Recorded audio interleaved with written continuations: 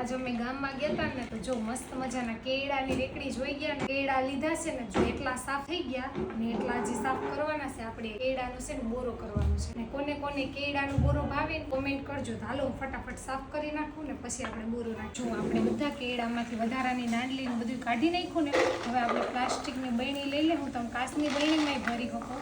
મેં નાની પ્લાસ્ટિકની બરણી લીધી ને એમાં બધા કેળાને નાખી દઈશું. અમે તો કેળા કહીએ, તમે શું કહો ને એ કોમેન્ટ કરજો. આખા કેળાને ભરી દેવું. તો જો આપણે કેળાને ભરી દીધા ને હવે આપણે ઉપરથી હળદર નાખી દેવું. હળદરનું પ્રમાણ થોડું વધારે લેવું એટલે આખું વરસ છે ને બગડે નહીં ને એવાની હાજરી. 4 ચમચી જેટલી હળદર નાખી આપણે 3 થી 4 મુઠ્ઠી જેટલું મીઠું એડ કરીશું. હળદર મીઠું નાખી દીધું ને હવે આપણે ઢાંકણું પેક કરીને હલાવી નાખીએ.